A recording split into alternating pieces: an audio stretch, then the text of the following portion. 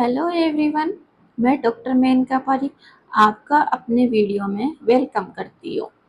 आज हम इतिहास के अंदर एक महत्वपूर्ण टॉपिक के बारे में विस्तार से वर्णन करेंगे।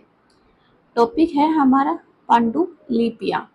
पांडुलिपियाँ का इतिहास में एक अपना अलग महत्व है और ये एक महत्वपूर्ण अभिलेख है। तो इस टॉपिक में हम जानेंगे कि पांडुलिपियाँ क्या होती है, इसका इतिहास में क्या महत्व है, इससे हमें क्या जानकारी प्राप्त होती है, साथ में कुछ सिंपल उदाहरण के द्वारा इसे विस्तार से समझाया जाएगा। अब बात करते हैं हम पांडुलिपियाँ क्या होती है।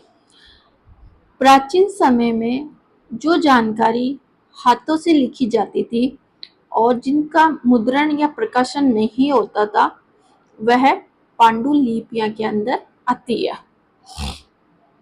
अब आप सिंपल तरीके से समझिए, जो हस्तलिखित सामग्री है जिनका प्रिंटिंग नहीं हुआ है उसे पांडुलिपियाँ कहते हैं। अब बात करेंगे हम कि पांडुलिपियाँ किस किस पर लिखी हुई मिलती है। पांडुलिपियाँ मुख्य रूप से 5 चीजों पे हमें लिखी हुई प्राप्त होती है। सबसे पहले भोजपत्र मतलब पेड़ की छाल, फिर आता है ताड़पत्र खजूर के पत्ते, कागज, कपड़ा और ताम्रपत्र मतलब तांबे की तख्तियां। इन सब पे हमें जो साक्ष्य मिले उनमें पांडुलिपियां लिखी हुई मिली है। अब हम जानेंगे इसका इतिहास में क्या महत्व है। इसका इतिहास में एक विशेष महत्व है।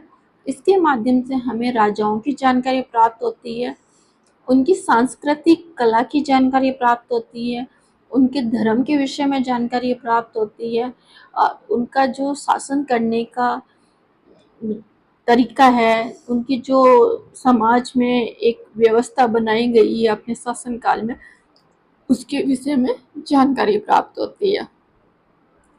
अब हम इसे कुछ सिंपल उदाहरणों के साथ में समझेंगे कि जो ये पांडुलिपियां हैं ये हमें किस में प्राप्त हुई थी। ये हमें प्राचीन ग्रंथों में हाथों से लिखे गए दस्तावेजों के अंदर और पुरानी प्रतिलिपि ना, रामायण महाभारत, वो पांडुलिपियों के अंदर ही पाई गई है। तो आज के लिए इतना ही, मिलते हैं नए वीडियो में नए टॉपिक के साथ में। Thank you so much everyone कि आपने अपना कीमती समय मुझे दिया और मेरा वीडियो देखा। यदि आपको ये वीडियो उपयोगी लगता है तो आप प्लीज़ इसे लाइक कीजिए, फॉलो कीजिए, शेयर कीजिए। मिलते हैं नेक्स्ट वीडियो में। Okay, bye.